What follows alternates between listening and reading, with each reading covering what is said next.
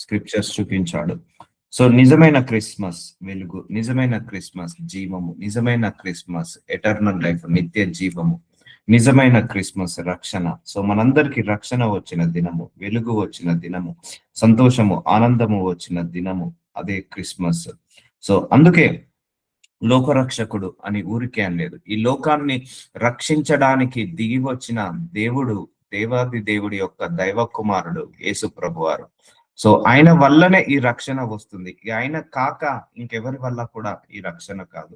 అందుకే ఈ భూలోకంలో ఆయన యొక్క జననము అతి ఉన్నతమైనది, అత్యున్నతమైనది. కానీ చాలా మంది కూడా ఆ విలువ తెలుసుకోలేకపోతున్నారు. చాలా మంది కూడా ఆయన యొక్క జనము యొక్క విలువ, ఆయన యొక్క త్యాగం యొక్క విలువ తెలుసుకోలేకపోతున్నారు. చూడండి, ఆయన ఒక దేవాది దేవుడు, మనుషులందరినీ కూడా ఆయన్నే నిర్మించాడు.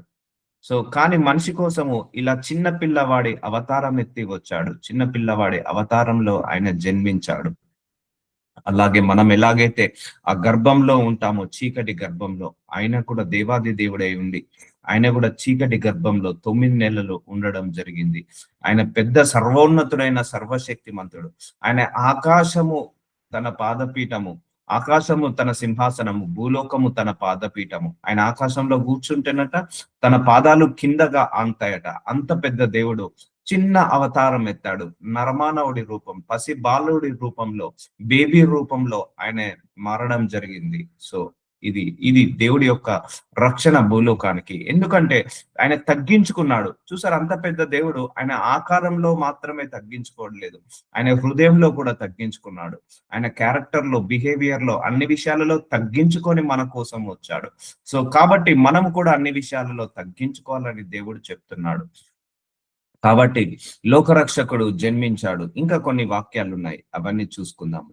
సో యేసుక్రీస్తు మత్తయి సువార్త 1:18 మనందరికీ తెలిసిందే ఇవన్నీ కూడా. కాకపోతే ఆయన ఈరోజు క్రిస్మస్ సందర్భంగా కొన్ని స్క్రిప్చర్స్ మనం స్మరించుకుందాము.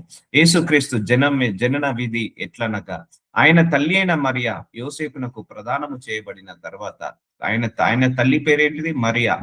యోసేపునకు ప్రదానము చేయబడిన తర్వాత, యోసేపు అనే వ్యక్తితో ఎంగేజ్మెంట్ అయిన తర్వాత, వారు ఏకము కాకమునుపే ఆమె పరిశుద్ధాత్మ వలన గర్భవతిగా ఉండెను.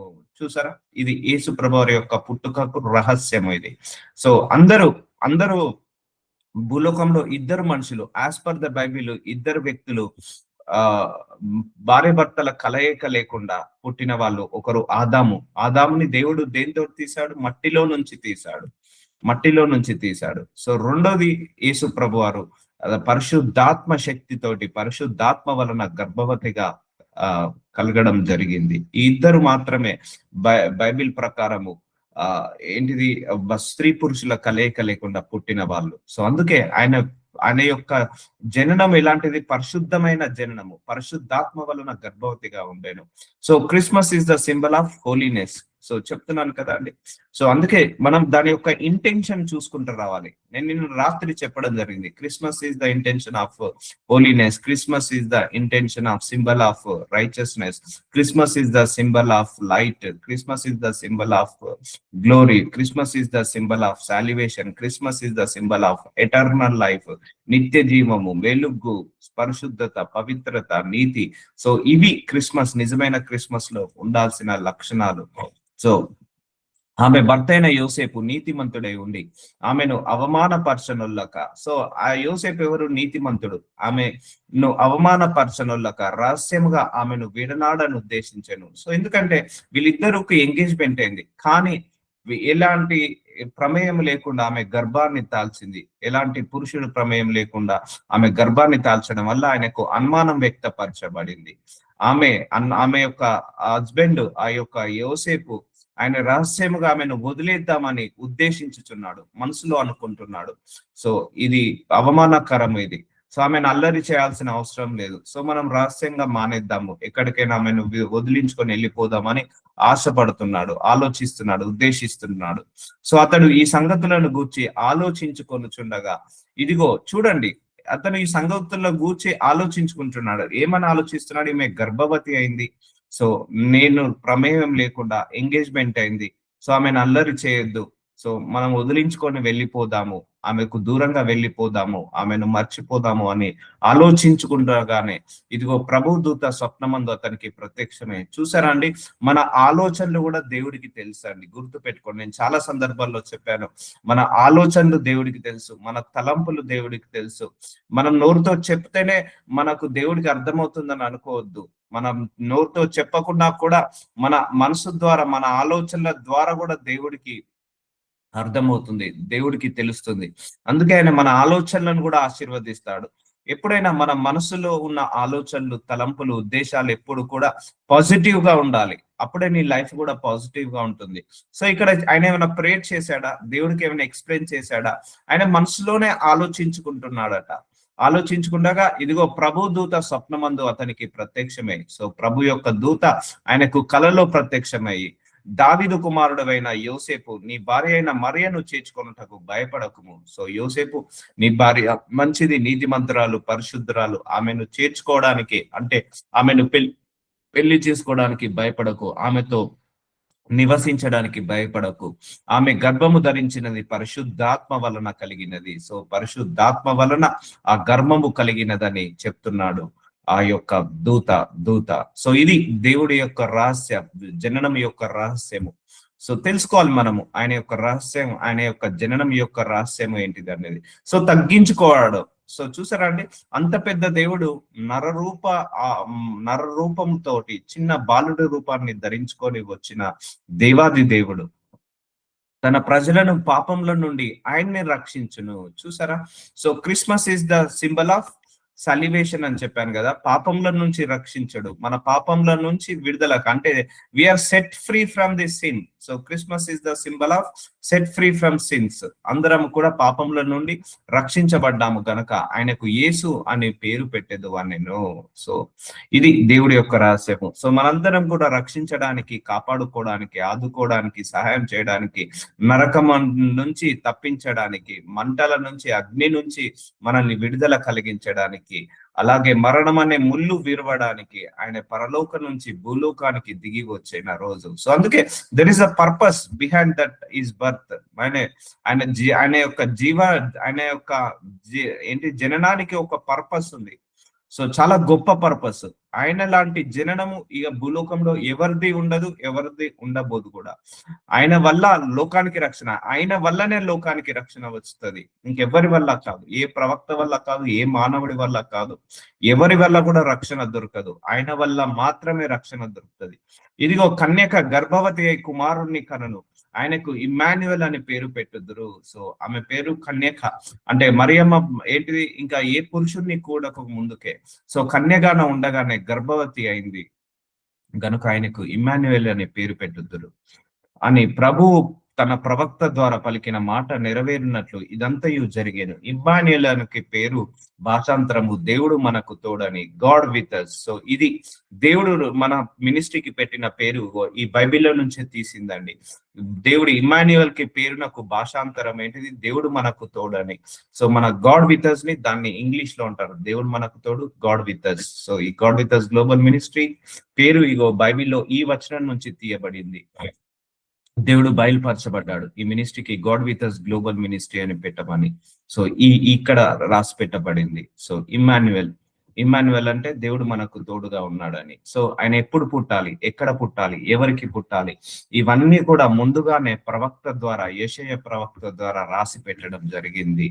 సో అందుకే క్రిస్మస్ మన పాపాల క్షమాపణ నుంచి విడుదల, క్రిస్మస్ మన జీవితాలలో వెలుగు, క్రిస్మస్ మనకు మరణాన్ని తీసివేసి పరలోకానికి ఇచ్చిన దినము, క్రిస్మస్ మనందరికీ కూడా సాల్వేషన్ రక్షణ ఇచ్చిన దినము, క్రిస్మస్ మనందరికీ కూడా నిత్య జీవానికి వారసులుగా చేసిన దినముగా మనము పరిగణించుకోవాలి.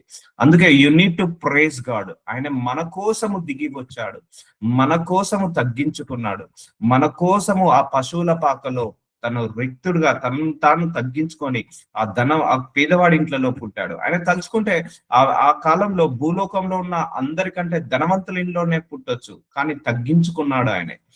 సో తగ్గించుకొని ఆ పశువుల పాకలో పుట్టడం జరిగింది. సో మత్తయి సువార్త 1:24 యోసేపు నిద్ర మేలుకొని ప్రభు దూత తనకు ఆజ్ఞాపించిన ప్రకారము చేసి తన భార్యను చేర్చుకొని. సో అప్పటిదాకా డౌట్ ఉండే, కానీ ఇక్కడ ఆమె భార్య మీద డౌట్ ఉండే, మరియ మీద డౌట్ ఉండే. కానీ ఇప్పుడు ఆ డౌట్ ని ఆ యొక్క ప్రభుదూత తీసేసి, ఆ ప్రభుదూత చెప్పిన ప్రకారము తన భార్యను చేర్చుకొని ఆమె కుమారుని కను వరకు ఆమెను ఎరుగకుండెను. సో ఆ దేవుడి యొక్క స్వరూపము బయటికి వచ్చే వరకు ఆమెను టచ్ కూడా చేయలేదు, ఆమెతో ఏకము కాలేదు. అతడు ఆ కుమారునికి యేసు అని పేరు పెట్టాను. సో యేసు ప్రభువారు జన్మించారు, అతనికి యేసు అని పేరు పెట్టాడు. యేసు అంటే రక్షకుడు, యేసు అంటే ఆ దేవుడి యొక్క కుమారుడు. సో రాజైన హీరోద్ దినములందు, సో ఆయన పుట్టిన తర్వాత కొన్ని ఆటంకాలు జరిగాయి. అవేంటిదో చూద్దాము. మత్తయి సువార్త 2వ అధ్యాయం 1వ వచనము. రాజైన హీరోదు దినములయందు యూదయ దేశపు బెత్లెహేము యేసు పుట్టిన పిమ్మట. సో యేసు ప్రభు వారు ఎక్కడ పుట్టారు? యూదయ దేశపు బెత్లెహేము ఆయన జనన స్థలం ఏంటిది? బెత్లెహేములో యేసు పుట్టిన పిమ్మట ఇదిగో తూర్పు దేశపు జ్ఞానులు యెరూషలేమునకు వచ్చి, తూర్పు దేశపు జ్ఞానులందరూ కూడా యెరూషలేమునకు వచ్చారట.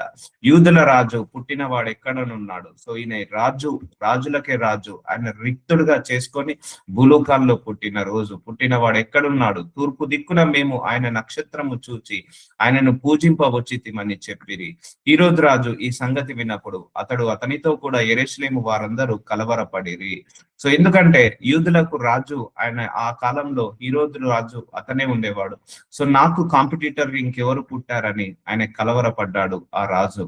సో కాబట్టి రాజు ప్రధాన యాజకులను, ప్రజలలో నుండి శాస్త్రులను అందరినీ సమకూర్చి క్రీస్తు ఎక్కడ పుట్టెనని వారిని అడిగాను. సో ఆ రాజు ప్రధాన యాజకులను, మంత్రులను, ప్రధాన యాజకులందరినీ కూడా పిలిచాడట.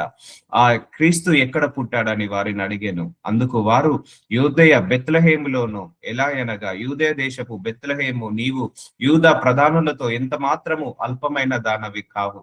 ఇజ్రాయేలీలను, నా ప్రజలను పరిపాలించు అధిపతి నీలో నుండి వచ్చునని ప్రవక్త ద్వారా రాయబడి ఉన్నది. చూస్తారండి, ప్రవక్త ద్వారా రాయబడి ఉంది. ఇజ్రాయేలీలను, నా ప్రజలను పాలించు అధిపతి. సో మనందరినీ పాలించే అధిపతి ఎక్కడ పుట్టాడు? భూలోకంలో Bethlehem. It's a centre point of the earth. So ఆ ప్రదేశము భూలోకంలో అన్నిటికంటే మధ్య ప్రదేశం అది. అందుకే దేవుడు అక్కడ పుట్టడం జరిగింది. మనిషికి మధ్య ప్రదేశము నాభి అంటారు కదా, ఈ యొక్క బొడ్డు దగ్గర. సో అలాంటి ప్రదేశము ఆయన పుట్టిన ప్రదేశము. సో అక్కడ ఆయన పుట్టడం జరిగింది. సో అప్పుడు పుట్టినప్పుడు ఈయన పేరు ఇక యూదుల రాజు పుట్టాడని అక్కడ అంతా ప్రచారం జరిగింది ఆయన పుట్టినప్పుడు. సో అలా పుట్టినప్పుడు ప్రచారం జరిగినప్పుడు ఆ రాజు, నేనే రాజును కదా, నాకు ఎవరు రాజుగా ఆపోజిట్ గా పుట్టారని ఆయన చంపాలని, యేసు ప్రభు వారిని చంపాలని చూస్తాడు. అంతటా హీరోదు ఆ జ్ఞానులు రహస్యముగా పిలిపించి ఆ నక్షత్రము కనబడిన కాలము వారి చేత పరిష్కారముగా తెలుసుకొని, మీరు వెళ్ళి ఆ శిశువు విషయమే జాగ్రత్తగా విచారించి తెలుసుకొనగా నేను వచ్చి ఆయనను పూజించినట్లు నాకు వర్తమానము తెండునని చెప్పి వారితో బెత్లెహేమునకు పంపాను. రాజు ఏమంటున్నాడు? మీరు వెళ్ళండి, అక్కడ ఎక్కడ పుట్టాడో ఆ యూదుల రాజు ఆయనను కనుక్కోండి, నాకు ఇన్ఫర్మేషన్ ఇవ్వండి. ఇవ్వగానే నేను వచ్చి ఆ యూదుల రాజు ఎక్కడైతే పుట్టాడో అక్కడికి వచ్చి నేను ఆయనను పూజిస్తాను, ఆ బెత్లెహేముకు వస్తే పూజిస్తాను అని చెప్పి పంపించడం జరిగింది. ప్రధానులను, యాజకులను పంపించడం జరిగింది. వారు రాజు మాట విని బయలుదేరిపోచుండగా ఇదిగో తూర్పు దేశమున వారు చూచి నక్షత్రము ఆ శిశువు ఉండిన చోటి మీదిగా వచ్చి, వాళ్ళు బయలుదేరుతూ వెళ్తుండగా ఒక నక్షత్రము అంట వాళ్ళను దారి చూపించుకుంటూ వెళ్ళిందట ఒక నక్షత్రము. ఆ నక్షత్రము శిశువు ఉండిన చోటు మీదకి, అంటే యేసుప్రభు వారు ఉన్న చోటు మీదకి నిలుచు వరకు వారు ముందుగా నడిచాను. అంటే ఆ నక్షత్రము వాళ్ళకు దారి చూపించింది. ఎక్కడ యేసుప్రభు వారు పుట్టారో, ఎక్కడ యేసుప్రభు వారు జన్మించారో అక్కడికి ఆ నక్షత్రము వాళ్ళను ముందుగా నడిపించుకుంటూ తీసుకెళ్ళింది. సో వారు ఆ నక్షత్రమును చూచి అత్యానంద భరితులై ఇంటిలోనికి వచ్చి తల్లి అయిన మరియను ఆ శిశువును చూచి సాగిలపడి ఆయనను పూజించి తమ పెట్టెలు విప్పి బంగారమును, సాంబ్రాణి, బోలమును కానుకలుగా ఆయనకు సమర్పించిరి. సో ఆయన పుట్టినప్పుడు ఇవన్నీ కూడా జరిగినాయి. ఇవన్నీ సూచన క్రియలు జరిగాయి. ఇంత ఇన్ఫర్మేషన్ మనకు దేవుడు బైబిల్లో రాసి పెట్టాడు. సో అందరూ వచ్చి సాగిలపడ్డారట.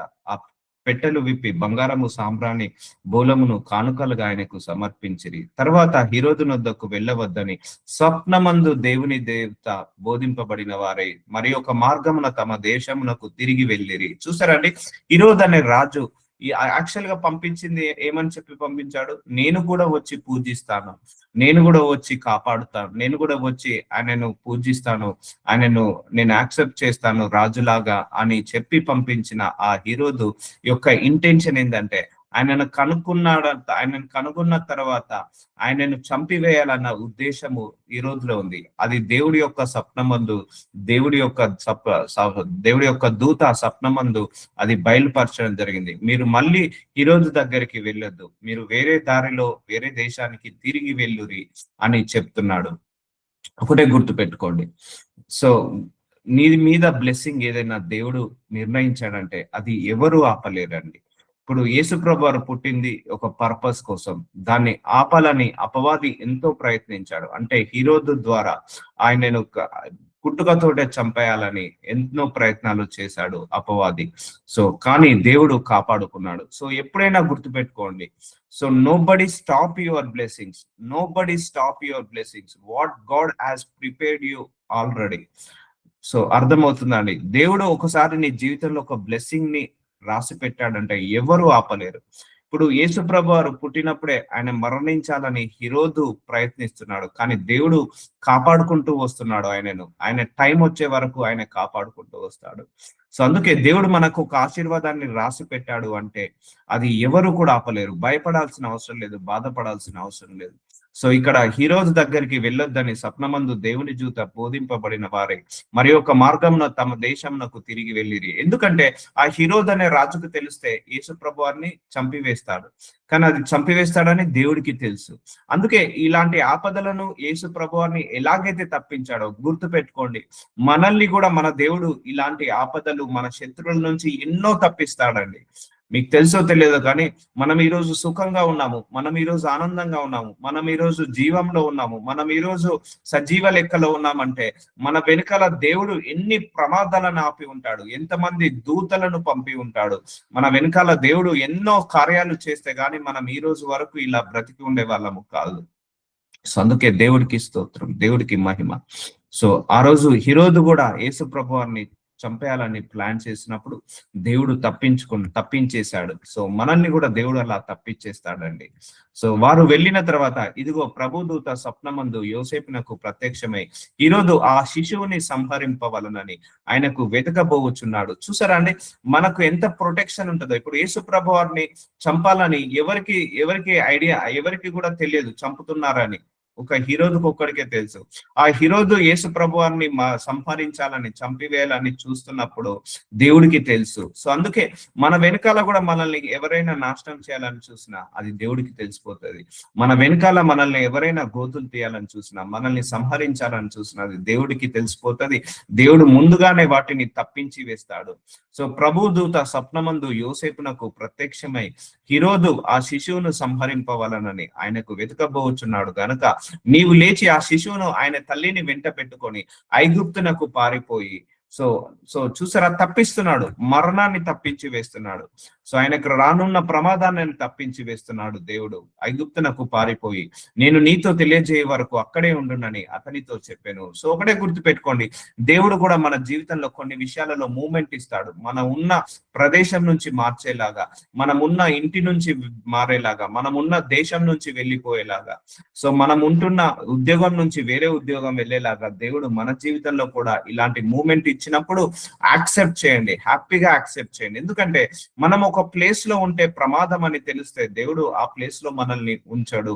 ఒక ప్లేస్ లో ఉంటే మనకు క్షేమకరము కాదన్నప్పుడు అది దేవుడు మనల్ని ఆ ప్రదేశంలో నుంచి తీసి వేరే ప్రదేశంలోకి తీసుకెళ్తాడు. ఇప్పుడు యేసు ప్రభు వారు అక్కడే ఉంటే, బెత్లెహేంలోనే ఉంటే తనకు ప్రమాదం అని తెలిసింది కాబట్టి దేవుడు ఆ యొక్క యేసు ప్రభు వారిని ఆ బెత్లెహేము నుంచి వేరే ప్రదేశానికి పంపిస్తున్నాడు. మూమెంట్ అందుకే లైఫ్ లో కొన్ని మూమెంట్స్ మన జీవితంలో కూడా జరుగుతాయి. దేవుడు కావాలనే మన ఉద్యోగం నుంచి వేరే ఉద్యోగానికి పంపిస్తాడు, కావాలనే మనం ఉంటున్న గృహం నుంచి, మనం ఉంటున్న ఏరియా నుంచి, మనం ఉంటున్న దేశం నుంచి వేరే దేశానికి, వేరే ఏరియాకి పంపిస్తాడు, కావాలనే మనల్ని మూమెంట్ ఇస్తాడు. సో ఇక్కడ మూమెంట్ జరుగుతుంది. యేసు ప్రభు వారు ఆ శిశువును ఆయన తల్లిని వెంట పెట్టుకొని ఐగుప్తునకు పారిపోయాను. ఎక్కడ పుట్టాడు? బెత్లెహేము నుంచి ఎక్కడికి వెళ్తున్నాడు? ఐగుప్తునకు వెళ్తున్నాడు. ఎందుకు? అక్కడ ఉంటే ప్రమాదం అని. సో యేసు ప్రభు వారు బెత్లెహేములోనే ఉంటే ప్రమాదం అని తెలిసి ఐగుప్తునకు ఎలాగైతే పంపుతున్నాడో, సో దేవుడు కూడా మనల్ని కూడా ప్రమాదము ఉన్న ప్లేస్ లో ఉంచడు. గుర్తు పెట్టుకోవాల్సిన విషయము, మనల్ని ఎక్కడైతే సేఫ్ గా ఉంటామో అక్కడే దేవుడు మనల్ని ఉంచుతాడు. ఎక్కడైతే మనము హ్యాపీగా ఉండగలుగుతామో, ఎక్కడైతే మనము సేఫ్ గా సెక్యూర్ గా ఉంటామో అక్కడే దేవుడు మనల్ని మూమెంట్ ఇస్తాడు. సో ఆనాడు యేసు ప్రభు వారిని ఎవరైతే చంపాలని చూస్తున్నారో వాళ్ళ నుంచి తప్పిస్తున్నాడు. సో మన శత్రువుల నుంచి కూడా మనల్ని దేవుడు తప్పిస్తాడండి. సో అది మాత్రం ఎప్పుడు కూడా మర్చిపోవద్దు. సో అప్పుడు అతడు లేచి రాత్రివేళ శిశువుని తల్లిని తోడుకొని ఐగుప్తునకు వెళ్లి, ఐగుప్తుల నుండి నా కుమారుణ్ణి పిలిచి తినని ప్రవక్త ద్వారా ప్రభువును సెలవిచ్చిన మాట నెరవేర్చబడినట్లు ఈరోజు మరణం వరకు అక్కడ నుండెను. చూసారా అండి, ఆల్రెడీ రాయబడింది ఎక్కడ పుట్టాలి, ఏ రోజు పుట్టాలి, ఎవరి గర్భంలో పుట్టాలి, పుట్టిన తర్వాత మళ్ళా ఎక్కడికి ఆయన కుమారుణ్ణి పిలుచుకోవాలి. సో ఇవన్నీ కూడా ప్రవక్త ద్వారా బయలుపరచడం జరిగింది. ఈ రోజు మరణం వరకు ఆయన మళ్ళీ ఐగుప్తులో ఉండడం జరిగింది. సో ఇదంతా కూడా ఆయన జన్మించినప్పుడు ఒకసారి జ్ఞాపకం చేసుకోవాలి. ఇవన్నీ కూడా స్క్రిప్చర్స్. ఆ జ్ఞానులు తన అపసరించడాన్ని హీరోదు గ్రహించి, సో ఆయన ఏం పంపించాడు, జ్ఞానులను పంపించాడు. పంపించి ఆ హీరోదు ఏమని చెప్పి పంపించాడు, అక్కడ యేసు ప్రభు వారు ఎక్కడ పుట్టారో నాకు తెలియజేయండి, నేను వచ్చి సాగిలపడి నేను కూడా ఆయనను పూజిస్తానన్నాడు. కాదు, అది ఇంటెన్షన్, అది కాదు, ఆయనను చంపివేయాలన్న ఇంటెన్షన్. సో ఇక్కడ హీరోదుకి తెలిసిపోయింది, ఈ జ్ఞానులు మళ్ళా తిరిగి రాలేదు, నన్ను మోసం చేశారని గ్రహించి బహు ఆగ్రహం తెచ్చుకొని తాను జ్ఞానుల వలన వివరముగా తెలుసుకొని నా కాలంను బట్టి బెత్లెహేంలోని దాని సకల ప్రాంతంలోను 2 సంవత్సరములు మొదలుకొని తక్కువ వయసు గల మగ పిల్లలందరినీ వధించాను. సో చూసారా అండి, అందరినీ కూడా వధించడం జరిగింది. ఆ హీరోదు మగ పిల్లలను 2 సంవత్సరాల లోపు పిల్లల్ని, ఎందుకంటే అందులో ఎవరో కన్ఫర్మ్ తెలియక అందరినీ చంపేస్తే అయిపోతుందని చంపేయడం జరిగింది. సో ఇలాంటి పరిణామాలు చోటు చేసుకున్నాయి యేసు ప్రభువారు జన్మించినప్పుడు. సో ఇవన్నీ కూడా మనం తెలుసుకోవాలి. ఎందుకంటే ఆయన జన్మానికి ఒక పర్పస్ ఉంది, రక్షణ ఉంది. ఆ రక్షణ రాకుండా హీరోదు ద్వారా అపవాది ఏం చేస్తున్నాడు, ఆపివేస్తున్నాడు. సో దేవుడికి కూడా మనందరి మీద ఒక ప్రణాళిక ఉంటదండి, అది ఎవరు ఆపలేరు. ఎన్ని శ్రమలు వచ్చినా, ఎన్ని కష్టాలు వచ్చినా, ఎన్ని ఆటంకాలు, ఎన్ని ఇరుకులు, ఎన్ని ఇబ్బందులు వచ్చినా కూడా దేవుడు నీ కోసం రాసిన ఆశీర్వాదం, నీ కోసం ఉంచిన ఆశీర్వాదము ఎవరు కూడా ఆపలేరు. సో ప్రేర్ చేసుకోండి వాటి గురించి. సో దేవుడు తప్పిస్తాడండి. ఇలా దూతలను పంపించి యేసు ప్రభువారిని ఎలాగైతే ఆ మరణం నుంచి తప్పించాడో, ఆ ప్రమాదం నుంచి తప్పించాడో, అలాగే మనల్ని కూడా దేవుడు మనల్ని ఆ మరణాల నుంచి, ఆ ప్రమాదాల నుంచి, ఇరుకుల నుంచి, ఇబ్బందుల నుంచి దేవుడు అనేక విధాలుగా తప్పిస్తాడు తన దూతలను పంపించి. సో అందువలన రామాలో అంగలార్పు వినబడెను, ఏడ్పును మహారోధ ధ్వని కలిగెను. అప్పుడు ఆ కాలంలో అన్ని 2 సంవత్సరాల్లోపు ఉన్న శిశువులందరినీ చంపడం వల్ల ఆ ప్రతి ఒక్క కుటుంబం కూడా ఏడ్పులోకి వెళ్ళింది. రాహేలు తన పిల్లల విషయమే ఏడ్చుచు వారు లేనందున ఓదార్పు పొందనలోకి ఉండెను అని ప్రవక్త అయిన యిర్మీయా ద్వారా చెప్పబడిన వాక్యము నెరవేరెను. So everything will be planned అండి. యేసు ప్రభు వారి యొక్క జననము యాదృచ్ఛికము కాదు, అంటే యాక్సిడెంట్ కాదు. ఆయన ఎప్పుడు రావాలో జగత్ పునాది వేయబడడానికంటే ముందే ఆయన డిసైడ్ చేయడం జరిగింది. సో ఆయన భూలోకానికి రావాలి, ఆయన శిలువ మరణం అనుభవించాలి, దాని ద్వారా లోకానికి రక్షణ రావాలి. సో ఏ గర్భంలో పుట్టాలి, ఏ ప్రదేశంలో పుట్టాలి, ఎవరికి పుట్టాలి, ఎక్కడ పుట్టాలి, పుట్టిన తర్వాత ఎక్కడ పెరగాలి, సో ఏ రోజు మరణించాలి, ఎక్కడ మరణించాలి. సో ఇవన్నీ కూడా ఆల్రెడీ ప్రవక్త ద్వారా బయలుపరచబడినట్టే జరిగింది. సో హీరోదు చనిపోయిన తర్వాత ఇదిగో ప్రభుదూత ఐగుప్తులోని యోసేపునకు స్వప్నమందు ప్రత్యక్షమై, సో ఈ రోజు చనిపోయాడిగా తర్వాత ఇదిగో ప్రభు దూత, దేవుడి యొక్క దూత ఐగుప్తులో, అంటే ఇప్పుడు ఎక్కడున్నాడు యేసు ప్రభువారు, ఐగుప్తులో ఉన్నాడు. ఎక్కడికి, ఎవరికి చెప్తున్నాడు, యోసేపు, తన తండ్రి అయిన యోసేపుకు స్వప్నమందు ప్రత్యక్షమై నీవు లేచి శిశువును తల్లిని తోడుకొని ఇజ్రాయేలు దేశమునకు వెళ్ళుము అని చెప్తున్నాడు. సో ఇజ్రాయెల్ పుట్టింది ఎక్కడ, బెత్లెహేం, వెళ్ళింది ఎక్కడ, ఐగుప్తు నుంచి ఇప్పుడు ఎక్కడికి వెళ్తున్నాడు, ఇజ్రాయెల్ దేశానికి వెళ్తున్నాడు. సో అదొక ప్రణాళిక, ఆ ప్రణాళిక ప్రకారం ఆయన వెళ్తున్నాడు. ఇవన్నీ ముందుగానే రాసి వేయబడింది. ఇజ్రాయెల్ మళ్ళీ నాభిస్థానం అంటారు కదా, శిశువు ప్రాణం జూచుచున్న వారు చనిపోయిరని చెప్పాను. సో శిశువు ప్రాణము, యేసు ప్రభువారి యొక్క ప్రాణము తీయాలని చూసిన వాళ్ళందరూ కూడా చనిపోయారని చెప్పాను. అప్పుడు అతడు లేచి శిశువును తల్లిని తోడుకొని ఇజ్రాయేలు దేశంకు వచ్చాను. సో ఇజ్రాయేలీలకి ఇప్పుడు యేసు ప్రభువారు మూవ్ అవుతున్నాడు. సో ఇలా జరిగింది అన్నట్టు ఆయన యొక్క జననం అప్పుడు, ఆయన యొక్క జన్మించిన తర్వాత ఇలాంటి సంఘటనలు చోటు చేసుకున్నాయి. సో అందుకే ఇట్స్ ఎ గొప్ప రక్షణ అండి. సో క్రిస్మస్ అంటే మనము చాలా హ్యాపీ, చాలా చాలా సల్వేషన్ మనందరికీ కూడా, చాలా వెలుగు మనందరికీ కూడా. ఆయన్నే జన్మించకపోయి ఉంటే, సో ఈ రోజు ఈ క్షణము మనం ఇలా బ్రతికి ఉండే వాళ్ళము కాదు. అందరము పాపంలో జీవించే వాళ్ళము, అందరము కూడా ఆ మరణము, ఆ నరకం అనే ఆ ఊబిలోనే ఉండే వాళ్ళము. ఆయన మనందరినీ కూడా నరకం నుంచి పైకి లాగివేశాడు, నిత్య జీవం అనే జీవనానికి మనల్ని తీసుకెళ్లాడు. కాబట్టి ఇజ్రాయిల్ దేశంలోకి వచ్చిన అయితే అర్కాలయ తన తండ్రైన హిరోదునకు ప్రతిగా యూదయ దేశయు ఏలుచున్నాడని విని అక్కడికి వెళ్లి వెరిచి స్వప్నమందు దేవుని చేత బోధింపబడిన వాడై గలీలియా ప్రాంతంలోకి వెళ్లి నజరేతున ఊరికి వచ్చి అక్కడ కాపురం ఉండెను. సో ఇప్పుడు మళ్ళీ మూమెంట్, గలీలియాకు వెళ్తున్నాడు, నజరేతు ఊరికి వచ్చాడు, అక్కడ కాపురం ఉండెను. ఆయన నజరేయుడని ప్రవక్తలు చెప్పిన మాట నెరవేరినట్లు ఇలాగూ జరిగేను. అందుకే నజరేయుడైన యేసు అని అంటాడు. ఎందుకంటే ఆయన నజరేయుడైన ఊరికి వచ్చేసాడు, ఆ ఊరిలో స్థిరపరుస్తాడు, అక్కడే కాపురం ఉంటాడు. ఇప్పుడు అంటారు కదా, పలానా అయిన వాళ్ళు ఏ ఊరి వాళ్ళంటే ఆయన ఈ ఊరు వారు, ఆయన అమెరికా దేశం వాళ్ళు, ఆయన ఇగో హైదరాబాద్ అతను, ఆయన లండన్ అతను అని ఇలాగే చెప్పినట్టు ఆయన నజరేతు ఊరికి వచ్చి అక్కడ కాపురం ఉన్నాడు కనుక, అక్కడే నివసించాడు కనుక, అందుకే ఆయన నజరేయుడు అని ప్రవక్తలు చెప్పిన మాట నెరవేర్చినట్లు ఇలా జరిగాను. చూసారా, ఆయన పేరు కూడా ఎక్కడ పెట్టాలి, ఆ పేరు ఏ ఊరికి వెళ్ళాలి, ఏ ఊరికి వెళ్తే మళ్ళీ ఆయనకు ఏ పేరు వస్తుంది. సో ఇప్పుడు ఆయన నజరేయుడు, ఆ ఊరి పేరే ఆయన ఇంటి పేరుగా మారింది. నజరేయుడైన యేసుక్రీస్తు అని పేరు మార్చడం జరిగింది. సో చెప్పిన మాట నెరవేరినట్లు ఇలాగా జరిగాను. సో ఇలాంటి సంఘటనలు యేసు ప్రభు వారు జన్మించినప్పుడు జరిగింది. ఏలైనగా మనకు శిశువు పుట్టెను. సో యోషయ ప్రవక్త 9వ అధ్యాయం 6వ వచనంలో రాసి పెట్టాడు, మనకు కుమారుడు అనుగ్రహింపబడాను, ఆయన భూమి మీద రాజ్యభారం ఉండును, ఆయన భుజము మీద. సో చూసారా అండి, ఆయన శిశువుగా పుట్టాడు. సో ఏలైనగా మనకు శిశువు పుట్టెను. సో యేసు ప్రభు వారు పుట్టాను, మనకు కుమారుడు అనుగ్రహింపబడెను, ఆయన భుజము మీద రాజ్యభారం ఉండెను. ఈ భూలోక రాజ్య భారాన్ని అంతా కూడా ఆయన మోసాడు.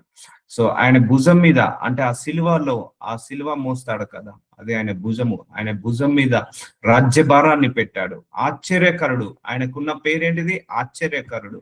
ఆయనకున్న ఇంకొక పేరు ఆలోచనకర్త. యేసుప్రభు వారికున్న ఇంకొక పేరు బలవంతుడైన దేవుడు, నిత్యుడగు తండ్రి, సమాధానకర్తయగు అధిపతి అతనికి పేరు పెట్టబడును. చూసారా అండి, ఆయనకున్న పేర్లు ఇవన్నీ కూడా. ఆశ్చర్యకరుడు, ఆలోచనకర్త, బలవంతుడైన దేవుడు, నిత్యుడగు తండ్రి, సమాధానకర్త అని ఆయనకు పేరు పెట్టబడును. సో ఇన్ని క్వాలిటీస్ ఉన్నాయి ఆయన లోపల.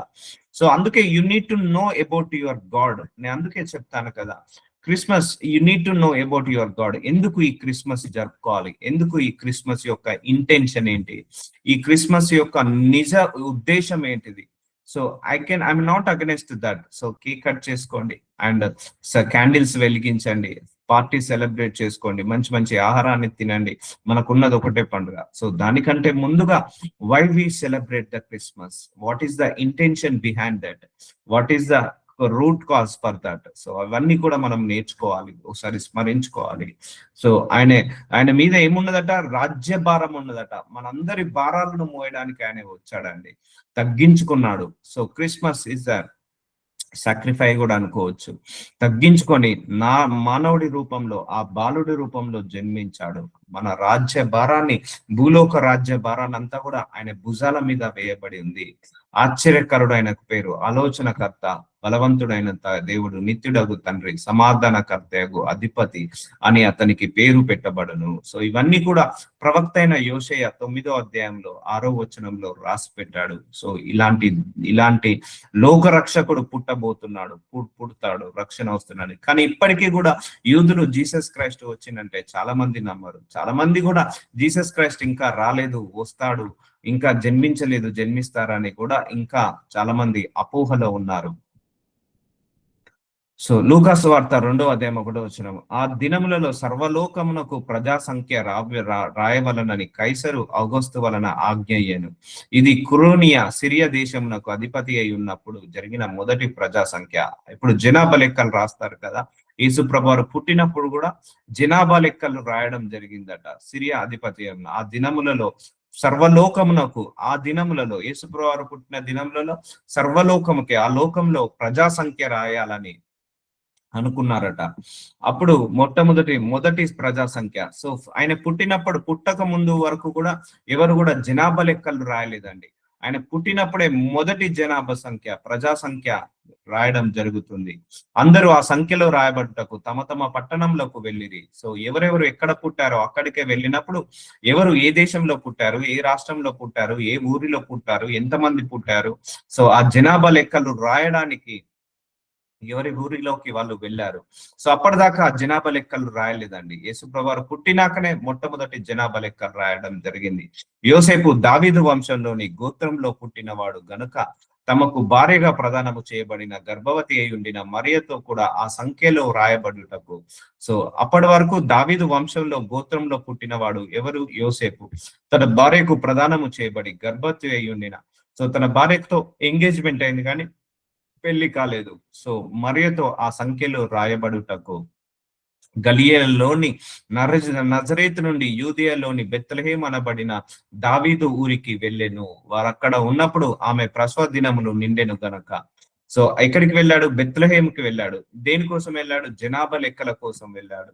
జనాభా లెక్కల్లో వాళ్ళ పేర్లు రాద్దామని వెళ్ళాడు. ప్రసవ దినములు నిండెను గనక తన తొలిచూలు కుమారుని కని పొత్తి గుడ్డలతో చుట్టి, సో మరియమ్మ తన కుమారుణ్ణి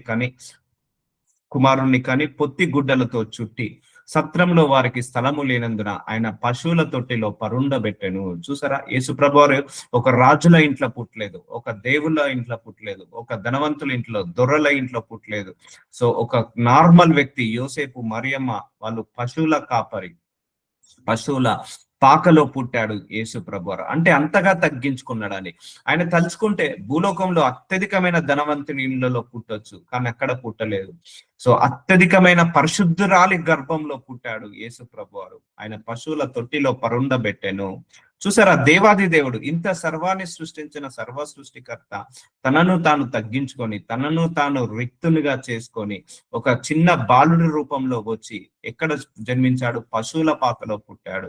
ఆ దేశంలో కొందరు గొర్రెల కాపరు పొలంలో ఉండి రాత్రివేళ తమ మందను కాచుకొనుచుండగా, అప్పుడు యేసుప్రభువారు పుట్టినప్పుడట గొర్రెల కాపర్లు పొలంలో ఉండి రాత్రివేళ తమ మందను కాచుకొనుచుండగా ప్రభు దూత వారి యుద్ధకు వచ్చి, ప్రభు యొక్క దూత వాళ్ళ దగ్గరికి వచ్చి ప్రభు మహిమ వారి చుట్టూ ప్రకాశించినందున వారు మిక్కిలి భయపడేది. ఎందుకంటే దూత వచ్చినప్పుడు ఒక వెలుగు వస్తుందండి. ఆ వెలుగును చూసి వాళ్ళు భయపడ్డారు. దేవుడి యొక్క మహిమను చూసి వాళ్ళు భయపడ్డారు. వారు మిక్కిలి భయపడేది. అయితే ఆ దూత భయపడకుడి, ఇదిగో ప్రజలందరికీ కలగబోవు మహా సంతోషకరమైన సువర్తమానము నేను మీకు తెలియజేయుచున్నాను. సో ప్రజలందరికీ కూడా కలగబోవు మహా సంతోషకరమైన సువర్తమానము. సో చాలా హ్యాపీ న్యూస్ అన్నట్టు నేను మీకు తెలియజేయుచున్నాను.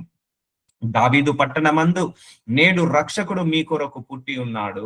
చూసారా, దావీదు పట్టణమందు రక్షకుడు మీ కొరకు పుట్టి ఉన్నాడు, ఈయన ప్రభు అయిన క్రీస్తు. దానికి ఇదే మీ కానవాలు. ఒక శిశువు పొత్తి గుడ్డలతో చుట్టబడి ఒక తొట్టిలో పడుకొని ఉండట మీరు చూచెదరని వారితో చెప్పాను. So this is the gospel. So Yesu ప్రభువారు ఇలా పుట్టారని మొట్టమొదటగా గాస్పల్ చెప్పింది ఒక దేవదూత. సో ఆ గొర్రెలు కాచుకునే వాళ్ళకు చెప్పి పంపించడం జరుగుతుంది. ఇది ఒక సూచన క్రియలని చూపించడం జరుగుతుంది. వెంటనే పరలోక సైన్య సమూహము ఆ దూతతో కూడా నుండి, చూసారండి, ఒక పరలోకం నుంచి ఒక సైన్య సమూహమే వచ్చింది. యేసు ప్రభువారు పుట్టినప్పుడు పరలోకం నుంచి భూలోకానికి ఒక సమూహము, ఒక సైన్య సమూహము వచ్చేసింది. దేవదూతల సమూహము భూలోకానికి దిగి వచ్చింది. సర్వోన్నతమైన స్థలములలో దేవుని మహిమయు ఆయనకిష్టులైన మనుషులకు భూమి మీద సమాధానము కలుగును గాక అని దేవునికి స్తోత్రము చేయుచుండెను. అందుకే క్రిస్మస్ వల్ల మనందరికి ఏమొచ్చింది? సమాధానము వచ్చింది. ఆ దేవదూతలు వచ్చి మహిమ ద్వారా వాళ్ళందరూ, దేవదూతలందరూ కూడా దేవునికి స్తోత్రము చేశారట. సమూహమే వచ్చిందట అండి, కొన్ని లక్షల సమూహమే పరలోకం నుంచి దేవదూతల సమూహం వచ్చింది.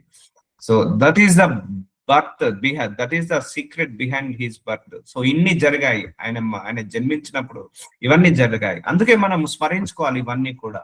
సో అందుకే మీకు క్రిస్మస్ కి ఒక మంచి మెసేజ్ ఇవ్వాలి. అంటే ఆయన పుట్టినప్పుడు ఎలాంటి పరిణామాలు చేరుకున్నాయి, ఆయన పుట్టుకోవడానికి కారణం ఏంటిది, ఆయన వల్ల మన పుట్టుకతోటి మనకు వచ్చేది ఏంటిది అనేది చూసుకోవాలి.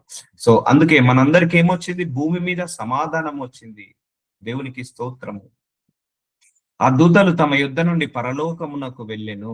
సో ఆ దూతలు ఏమయ్యారు? మళ్ళీ పరలోకానికి వెళ్ళిపోయి, తర్వాత ఆ గొర్రెల కాపర్లు జరిగిన ఈ కార్యము ప్రభు మనకు తెలియజేయించి ఉన్నాడు.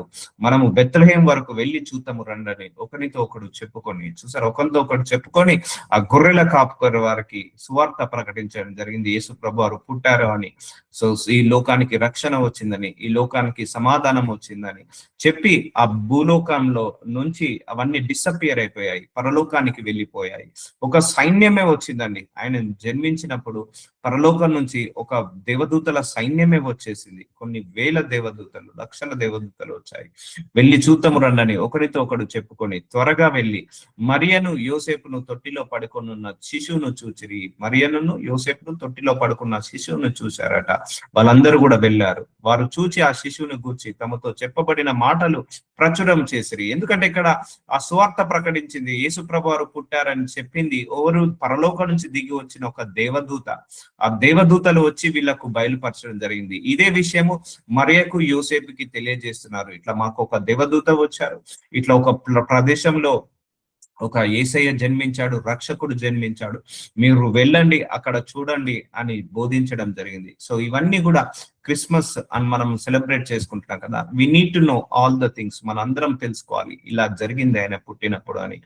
గొర్రెల కాపరులు తమతో చెప్పిన సంగతులను గూర్చి విన్న వారందరూ మిక్కిలి ఆశ్చర్యపడిరి. చూసారా అండి, పరలోకం నుంచి దేవదూతలే సాక్షాత్తు దిగి వచ్చి వాళ్ళకు యేసు ప్రభు వారి గురించి చెప్పడం జరిగింది. ఇవన్నీ చెప్పిన సంగతులను చూసి అక్కడ విన్న వారందరూ కూడా ఆశ్చర్యపడిపోయారట. అయితే మరి ఆ మాటలన్నీ తమ హృదయంలో తలపోసుకొనుచు భద్రము చేసుకొనేను. ఎవరికి చెప్పలేదు, ఇవన్నీ కూడా తన హృదయంలోనే ఉంచుకుంది, భద్రము చేసుకున్నది. అంతటా గొర్రెల కాపరు తమతో చెప్పబడినట్టుగా తాము విన్న వాటిని కన్న వాటిని గూర్చి దేవునికి మహిమ పరచుచు స్తోత్రము చేయొచ్చు తిరిగి వెళ్ళిరి. సో ఆ శిశువును సున్నతి చేయవలసిన 8వ దినము వచ్చినప్పుడు గర్భమందాయన పడక మునుపు దేవదూత చేత పెట్టబడిన యేసు అని పేరు వారు ఆయనకు పెట్టిరి. ఎన్నో రోజు పెట్టారట? 8వ దినమున. సో యేసు ప్రభు వారు పుట్టిన తర్వాత 8వ రోజు ఆయనకు పేరు ఖరారు చేశారు. ఆ పేరు ఇచ్చింది ఎవరు? పరలోకం నుంచి దేవదూత. సో గర్భమందాయన పడక మునుపు, సో గర్భంలో పడక ముందుకే గాబ్రియల్ దేవదూత వచ్చి, ఇగో నీకు ఒక కుమారుడు జన్మిస్తాడు, ఆ కుమారుడి వల్ల రక్షణ వస్తుంది, సర్వోన్నతుడైన దేవుడి యొక్క శక్తి నీ మీదికి కమ్ముకుంటుంది, పరిశుద్ధాత్మ ద్వారా నువ్వు కుమారుణ్ణి కంటావు, అతనికి యేసు అని పేరు పెట్టు అని చెప్పింది కదా. సో ఆ దేవదూత ఏ పేరైతే బయలుపరచబడిందో ఎన్నో రోజు పెట్టబడిందండి? 8వ దినమున యేసు ప్రభు వారికి నామకరణం అంటారు కదా, నామకరణం చేయడం జరిగింది 8వ రోజు. అయితే ఆ కాలము పరిపూర్ణప్పుడు దేవుడు తన కుమారుణ్ణి పంపెను, ఆయన స్త్రీ యందు పుట్టి. సో గలతీలకు 4వ అధ్యాయం 4వ వచనంలో యేసు ప్రభు వారు భూలోకానికి ఎందుకు వచ్చాడండి? ఈ కాలము పరిపూర్ణం. ఇక అందరూ కూడా అన్యాయాలు, అక్రమాలు, మోసాలు, దొంగతనాలు, వ్యభిచారాలు, నరహత్యాలు చేస్తున్నారు. ఈ కాలము వల్ల అందరూ కూడా నరకానికి వెళ్ళిపోతున్నారు. ఈ నరకం నుంచి తప్పించడానికి కాలం పరిపూర్ణమైనప్పుడు దేవుడు ఎవరిని పంపించాడట? తన కుమారుని ఆయన స్త్రీ యందు పుట్టి. చూసారా, దేవుడే స్త్రీ యందు పుట్టి మనము దత్తపుత్రులము కావాలనని ధర్మశాస్త్రముకు లోబడి ఉన్న వారిని విమోచించుటకై ధర్మశాస్త్రమునకు లోబడిన వాడాయను. సో ధర్మశాస్త్రము మనందరినీ కూడా రక్షించలేకపోయిందండి. ధర్మశాస్త్రం వల్ల మనిషి మారలేకపోయాడు, ధర్మశాస్త్రం వల్ల మనిషి పరలోకానికి వెళ్ళలేకపోయాడు. సో ఆయనే ధర్మశాస్త్రం అయి ఉన్నాడు, ఆయనే ధర్మశాస్త్రాన్ని నెరవేర్చడానికి దిగి వచ్చాడు. సో ఆయన భూలోకానికి దిగి వచ్చి ధర్మశాస్త్రాన్ని నెరవేర్చాడు, లోబడిపోయాడు ఆ ధర్మశాస్త్రానికి. ఎందుకంటే ఆయనే రాశాడు ధర్మశాస్త్రాన్ని, ఆయన ద్వారానే వచ్చింది ఆ ధర్మశాస్త్రము. ఆయన ఆ ధర్మశాస్త్రానికి లోబడ్డాడు.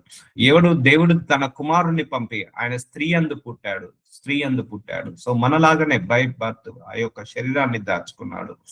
మరియు మీరు కుమారులై ఉన్నందున నాయన తండ్రి అని మొరపెట్టుతూ తన కుమారుని ఆత్మను దేవుడు మన హృదయంలోకి పంపెను. చూసారండి, ఆయన కుమారుడి యొక్క ఆత్మను దేవుడు మన హృదయంలోకి పంపెను. కాబట్టి నీవిక దాసుడవు కావు, కుమారుడవైతే దేవుని ద్వారా వారసుడవు. చూసారా అండి, అందుకే మనందరినీ కూడా దేవుడి పిల్లలు అంటారు. అందుకే దేవుడి పిల్లలు అనగానే సరిపోదు, దేవుణ్ణి పోలినట్టు మనం నడుచుకోవాలి, దేవుడిని పోలినట్టు మనము ముందుకు నడవాలి, ఆ పోలిక చొప్పున మనం బ్రతకాలి. సో ఇప్పుడు మనందరం ఎవరము దాసులము కాదు, ఒకప్పుడు దాసులము ఉండే, కానీ యేసు ప్రభు వారు జననం తర్వాత మనందరికి కూడా ఏంటిది, ఆయనను అంగీకరిస్తే చాలు దేవుడు బిడ్డలుగా వారసులుగా చేశాడు. ఇప్పుడు మనందరికి ఏమి లభించిందండి?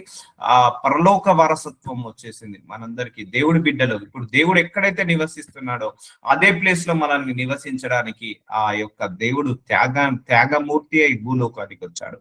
అందుకే ఈ క్రిస్మస్ అంటే సెలబ్రేషన్ మాత్రమే కాదు, క్రిస్మస్ అంటే ఒక త్యాగము కూడా. ఎందుకంటే తన స్టేటస్ ని వదులుకున్నాడు యేసు ప్రభువారు, తనకున్న స్థాయిని, దేవుడితో సమానంగా కూర్చున్న స్థాయిని వదులుకొని భూలోకానికి దిగి వచ్చిన రోజు కాబట్టి సాక్రిఫైస్ చేసేసాడు తన స్టేటస్ ని కూడా.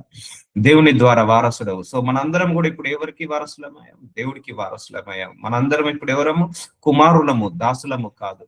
సో ఆయన ధర్మశాస్త్రాన్ని నెరవేర్చట్లేదని, ఆయన్నే ధర్మశాస్త్రం అయి ఉండి ఆయన్నే ధర్మశాస్త్రాన్ని రాశాడు, ఆయన్నే ధర్మశాస్త్రానికి లోబడ్డాడు, ఆయన్నే మనందరినీ ధర్మశాస్త్రం నుంచి విడుదల కలిగించి కృపాకాలంలోకి తీసుకొచ్చాడు. ఇప్పుడు మనందరము రక్షించబడ్డామంటే ఆయన కృప వల్ల రక్షించబడ్డాము, ఆయన కనికరం వల్ల రక్షించబడ్డాము.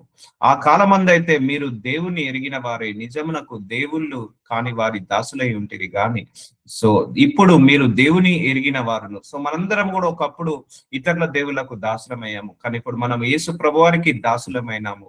ఆయన తెలిసి ఉన్నాము, యేసు ప్రభువారిని ఎరిగాము గనక, మరి విశేషముగా దేవుని చేత ఎరగబడిన వారిని ఉన్నారు గనక బలహీనమైనవి, నిష్ప్రయోజనమైనవి, మూల పాఠముల తట్టు మరల తిరగనేలా, మునుపటేలా మరల వాటికి దాసులై ఉండ గోరనేలా. చూసారండి, చాలా మందికి జీసస్ క్రైస్ట్ తెలియదు. ఒకప్పుడు మనం కూడా అన్య జనుల్లో, అన్య సంప్రదాయాల్లో, అన్య ఆచారాల్లో ఉన్నాము. ఇప్పుడు మనం ఈ దేవుణ్ణి తెలుసుకున్నాం. ఈ దేవుణ్ణి తెలుసుకున్న తర్వాత కూడా, ఇంత గొప్ప రక్షణ వచ్చిన తర్వాత కూడా ఇంకా మనకు ఆ పాత జీవితం ఎందుకు? ఇంకా మనకు మరలా తిరగనేలా, పాత పాఠాలకు, పాత ఆచారాలకు, సాంప్రదాయాలకు తిరగనేలా మనందరము కూడా దేవుడికి దాసులం అయిదాము.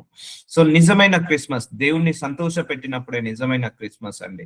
సో ఆయన పుట్టుకకు ఒక రీజన్ ఉంది, జస్ట్ దాన్ని గుర్తించాలి, ఆ రీజన్ ని మనం గుర్తించాలి. ఆ పుట్టుకకు రీజన్, ఆ జననానికి ఒక రీజన్ ఉంది, అది గుర్తించాలి. సో అందుకే వర్షిప్ గాడ్. ఈరోజు వర్షిప్ చేయండి, ప్రేయర్ చేయండి, ప్రేయర్ఫుల్ గా ఉండండి, ప్రేస్ చేయండి దేవుణ్ణి. ఎందుకంటే మన కోసం ఆయన దిగి వచ్చాడు, మనల్ని వారసులుగా చేయడానికి దిగి వచ్చాడు, ఆ ధర్మశాస్త్రం నుంచి మనల్ని విడుదల కలిగించడానికి వచ్చాడు. సో మనందరినీ కూడా రక్షణలోకి తీసుకురావడానికి, మనందరినీ కూడా తీసుకెళ్ళడానికి వచ్చాడు. కాబట్టి so this is the very very important scriptures, very very important. ఎందుకంటే చాలా మటుకు ఆయన యొక్క ఎలా పుట్టాడో కూడా చాలా మందికి తెలియదు. నిజంగా పుట్టు క్రిస్టియన్స్ లో ఉన్న వాళ్ళకు కూడా ఆయన ఎవరి ద్వారా పుట్టాడు, ఆయన పుట్టినప్పుడు ఎలాంటి పరిణామాలు చేరుకున్నాయి, ఆయన ఎందుకోసం జన్మించాడు. సో చాలా మంది ఇట్స్ లైక్ ఒక మనిషి బర్త్డే అయితే ఎలా సెలబ్రేట్ చేసుకుంటారో అలాగే సెలబ్రేట్ చేసుకుంటున్నారు.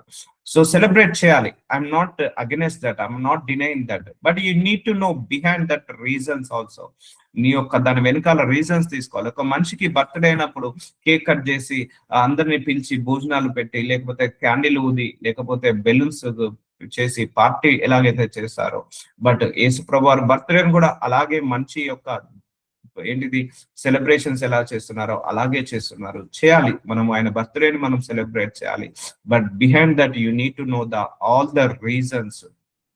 ఆ రీజన్స్ అన్ని కూడా నువ్వు నేర్చుకోవాలి. సో మీరు దినములు, మాసములను, ఉత్సవ కాలములు, సంవత్సరములు ఆచరించుచున్నారు, మీ విషయము నేను పడిన కష్టము వ్యర్థమైపోవునేమో అని మిమ్మును గూర్చి భయపడుచున్నాను. చూసారండి, మనందరం కూడా దినములు, మాసములు, ఉత్సవములు, సంవత్సరములు అన్ని ఆచరిస్తున్నాము. కానీ ఏంటిది, ఆ బర్త్డే అని ఆచరిస్తున్నాము, లేకపోతే ఆ మ్యారేజ్ డే అని ఆచరిస్తున్నాము, లవర్స్ డే అని ఆచరిస్తున్నాము, ఫాదర్స్ డే, మదర్స్ డే అని ఆచరిస్తున్నాము. ఎన్నో మనుషులు కల్పించిన ఆచరణలు అన్ని కూడా ఆచరిస్తున్నాము. కానీ నిజమైన దేవుడి యొక్క ఆచరణలో మనం నడుస్తున్నామా? మీ విషయం నేను పడిన కష్టము వ్యర్థమైపోవునేమో. చూసారా అండి, దేవుడు మన కోసం ఎంతో కష్టపడ్డాడు. అవునండి, ఎవరు దిగొస్తారు? ఇప్పుడు మనమే ఉన్నామండి, మనం ఒక గృహంలో నివసిస్తున్నాము, మంచి 2 BHK 3 BHK హౌస్ లో ఉండి వెళ్ళి గుడిసెలో ఉండమంటే ఉండగలుగుతామా అండి? ఉండలేము. సో మంచి లైఫ్ అనుభవించిన తర్వాత, కార్లో తిరిగిన తర్వాత కాళ్ళు నడవగలుగుతామండి? నడవలేము. అందుకే మీ విషయమే నేను పడిన కష్టము వ్యర్థమైపోవునేమో. ఆయన పరలోకాన్ని వదిలేసుకున్నాడు, లక్షల కోట్ల దేవదూతల చేత పొగిడించుకున్న దేవుడు లక్షల మంది చేత తిన్నాడండి. అర్థమవుతుందా అండి? అక్కడ భూలోకంలో ఆయన కూర్చుంటాడు సింహాసనం మీద. లక్షల కోట్ల దేవదూతలు ఆయనను ప్రేస్ చేస్తూనే ఉంటాయి. ఆయనను వర్షిప్ చేస్తూనే ఉంటాయి.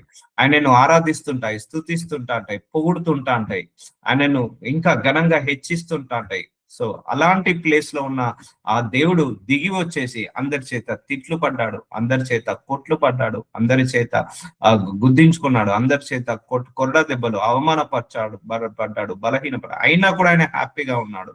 కానీ ఆ కష్టము వ్యర్థమైపోవద్దు. దేవుడు మన కోసం ఎందుకు దిగి వచ్చాడు, ఎందుకు మరణించాడు, ఎందుకు లేచాడు, మళ్ళీ ఎందుకు రాబోతున్నాడు, ఆయన పడ్డ కష్టము అది అంతా ఇంత కాదు, మనందరి రక్షణ కోసం పడ్డ కష్టము. కానీ అందరూ మర్చిపోయారు.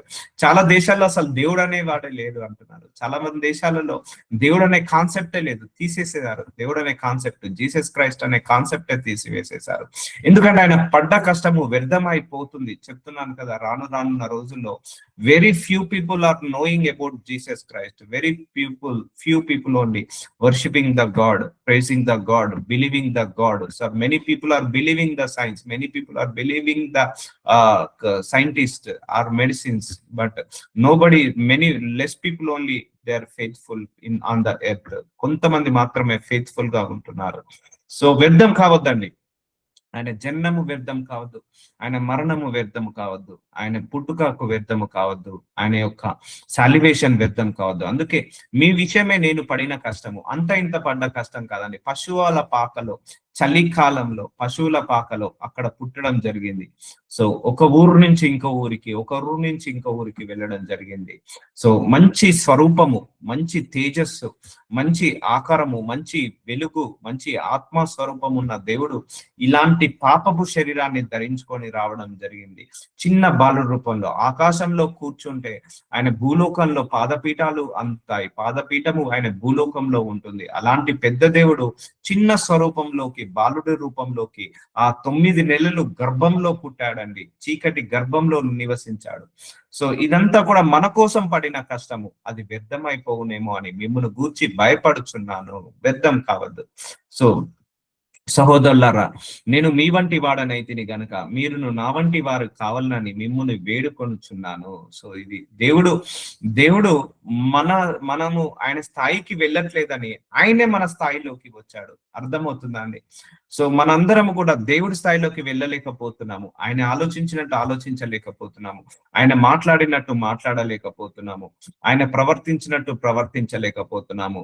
అందుకే దేవుడే నేనొచ్చి చూపిస్తాను, మానవ అవతారం ఎత్తి నేను చూపిస్తాను, ఎలా ప్రవర్తించాలి, ఎలా మాట్లాడాలి, ఎలా తగ్గించుకోవాలి అని మనందరికి ఒక మాదిరి చేసి చూపించి వెళ్ళాడు. నేను మీ వంటి వాడనైతిని గనక మీరును నా వంటి వారని కావాలని మిమ్మల్ని వేడుకొంచున్నాను. సో మనము దైవ స్వరూపంలోకి మారట్లేదనే దేవుడే మానవ స్వరూపంలోకి వచ్చాడు. ఇప్పుడు మనందరినీ కూడా మానవ స్వరూపంలో నుంచి దైవ స్వరూపంలోకి మార్చుకుంటాడు. అర్థమవుతుందా అండి? సో ఆయన స్థాయి ఇక్కడ, మన స్థాయి ఇక్కడ. సో ఆయన అక్కడి నుంచి మన స్థాయికి వచ్చాడు. ఇప్పుడు మనందరిని కూడా ఆయన ఏం చేయాలనుకుంటున్నాడు? ఆయన స్థాయికి తీసుకెళ్లాలని కోరుకుంటున్నాడు. అందుకే ఆయన రూపము, ఆయన లక్షణాలు, ఆయన స్వభావం, ఆయన ఆలోచించే విధానంలోకి మనం మారాలి. మీరు నాకు అన్యాయము చేయలేదు, మొదటిసారి శరీర దౌర్బల్యము కలిగినను నేను సువార్త మీకు ప్రకటించుతానని మీరు ఎరుగుదురు. సో అందుకే you need to know about Jesus Christ more and more, more and more. ఆయన స్థాయిని తీసేసుకొని మన స్థాయి దగ్గరికి వచ్చాడు. అవునండి, అందరూ తప్పు చేసిన వాళ్ళే. ఆదాము నుంచి యేసుప్రభువు పుట్టినంత వరకు ఎవరు కూడా పరిశుద్ధులు లేరు, ఎవరు కూడా పవిత్రులు లేరు, ఎవరు కూడా నీతిమంతులు లేరు. కానీ ఆయన్నే ఎవరు కూడా మేము ధర్మశాస్త్రానికి లోబడలేకపోతున్నాం అన్నారు, ధర్మశాస్త్రాన్ని నెరవేర్చలేకపోతున్నాం అన్నారు. ఆ ధర్మశాస్త్రానికి ఆయనే లోబడి, ఆయనే నెరవేర్చి, ఆయన స్థాయిని తీసివేసి, దైవ స్థానం అనే స్థానాన్ని తీసేసి మానవ స్థానంలోకి వచ్చి మనందరినీ కూడా మానవ స్థానం నుంచి దైవ స్థానంలోకి తీసుకెళ్లడానికి ఆయన భూలోకానికి దిగి వచ్చాడు. అంత కష్టాన్ని మనం గుర్తించాలి, అంత కష్టాన్ని మనం ఏం చేయాలి? రికగ్నైజేషన్ చేయాలి. సో అప్పుడు నా శరీరంలో మీకు శోధనగా ఉండిన దానిని బట్టి నన్ను మీరు తృణీకరింపలేదు, నిరాకరింపనైనను లేదు గాని దేవుని దూత వలెను క్రీస్తు యేసు వలనను నన్ను అంగీకరించి తిరిగి. So we all are accepted God. So అందుకే ఈ జీవితంలో నువ్వు తీసుకున్న గొప్ప నిర్ణయం ఏదైనా ఉందంటే ఈ దేవుణ్ణి అంగీకరించడమే గొప్ప నిర్ణయము. సో అందుకే ఆయనది ఏది కూడా వృధా కావద్దండి. సో అందుకే you need to teach this lessons to many people. నువ్వు అందరికి ఎడ్యుకేట్ చేయాలి. సో ఎందుకంటే ఇవన్నీ మర్చిపోతున్నారు, ఆ బేసిక్స్ మర్చిపోతున్నారు రానున్న రోజుల్లో. సో ఇంకా ఇవి కూడా నశించిపోకుండా ఉండాలి, మనం కాపాడాలి, ఈ బేసిక్స్ అన్నిటిని కూడా కాపాడాలి. ఆయన పుట్టినప్పుడు ఎలా జరిగింది, ఎలా పుట్టాడు, ఎవరికి పుట్టారు, ఎందుకు పుట్టారు, దాని యొక్క రీజన్స్ కూడా we need to inform to the people. So will continue tomorrow. షరబాక తలరాబాక నజరుడనేసయ్య. ఇదిగో తండ్రి, చాలా మంచి క్రిస్మస్ మెసేజ్ మా అందరికి ఇచ్చావు నాయన. మీ యొక్క పుట్టుక, దాని యొక్క రహస్యము, దాని యొక్క వెనకాల ఉన్న మర్మాలన్నీ కూడా మాకు బయలుపరిచారు. మీరు పుట్టినప్పుడు ఎలాంటి పరిమాణాలు చోటు చేసుకున్నాయో, ఎలాంటి సిచ్యువేషన్స్ ని మీరు హ్యాండిల్ చేయగలిగారో, ఎలాంటి సర్కమ్స్టాన్సెస్ లో వచ్చాయో మా కళ్ళకందక్కడికి కళ్ళగట్టిన చూపుతాయి. ఎస్ మై లార్డ్, మీరు పుట్టడానికి ఒక పర్పస్ ఉంది. ఆ కష్టము అయ్యా ప్రభువ మా కోసం మీరు ఎంతో కష్టపడ్డారు. ఆ కష్టము వృధా కాకుండా ఉండును కాక అని ప్రవచిస్తూ ప్రార్థిస్తూ, మీరు ఏ కారణం చదివితే భూలోకానికి వచ్చారో ఆ కారణం అంతా కూడా, ఈ లోకమంతా కూడా రక్షణలోకి రావాలి.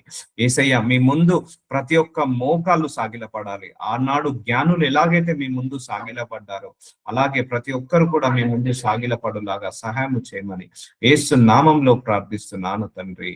ఆమేన్, ఆమేన్.